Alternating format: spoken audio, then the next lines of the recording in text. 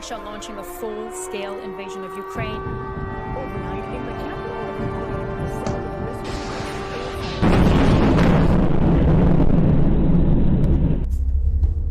Perang Rusia dan Ukraina telah meletus. Ratusan bahkan ribuan korban telah melayang. Gedung-gedung hancur dan terbakar. Serangan udara terus datang.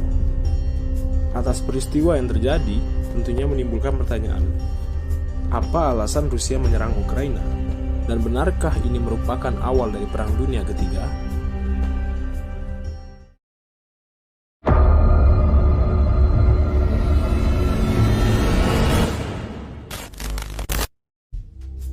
Untuk memahami isu ini, kita harus melihat ke belakang, yang dimana para ahli berpendapat bahwa konflik ini berpusat pada satu orang, yaitu Vladimir Putin. Tahun lalu, Vladimir Putin menerbitkan sebuah tulisan yang dimana dia menceritakan bagaimana Rusia dan Ukraina itu berasal dari kebudayaan yang sama, ibarat saudara sebangsa, yaitu bangsa Slavia. Yang juga dimana pada dahulu kedua negara ini tergabung di negara besar yang bernama Uni Soviet. Tetapi dahulu setelah Perang Dunia Kedua, Uni Soviet itu ibarat monster. Hal tersebutlah yang membuat negara-negara barat bersatu dan membuat organisasi militer raksasa untuk menjadi penandingnya yang dinamakan NATO. Kedua raksasa ini puluhan tahun perang dingin, yang dimana sampai akhirnya Uni Soviet pecah. Melihat perpecahan ini, Vladimir Putin menganggap ini sebagai bencana besar dan menjadi mimpi buruk baginya. Karena negara-negara yang di dekat Rusia seiring waktu ikut bergabung dengan NATO. Banyak dari penduduk Ukraina perlahan-lahan memihak Barat.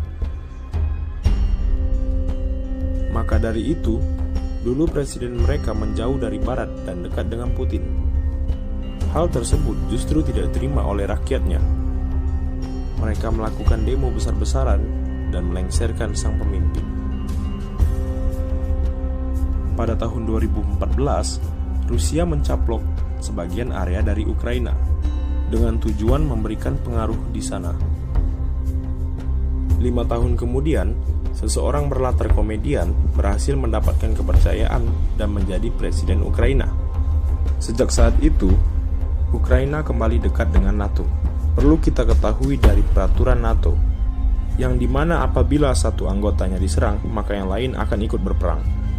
Bulan November 2021, Rusia mengerahkan pasukannya ke perbatasan Rusia-Ukraina, dan Putin menuntut beberapa permintaan, yaitu NATO mesti narik pasukan dan senjata dari negara dekat Rusia.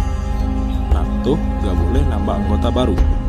Mendengar pernyataan tersebut, Biden menanggapi sekaligus memberi peringatan bahwa Rusia akan menyerang dalam hitungan hari. Prediksi dari peringatan Biden tersebut benar-benar terjadi. Putin mengakui dua daerah Ukraina sebagai negara merdeka dan mengerahkan tentaranya ke sana. Serangan pertama diluncurkan. Presiden Ukraina langsung memberlakukan darurat militer. Seluruh warganya dihimbau untuk evakuasi atau berlindung di rumah maupun di bunker bekas peninggalan perang. Situasi perang semakin menjadi-jadi. Pertarungan pun berjalan sengit, dan semua mata dunia tertuju pada kedua negara tersebut.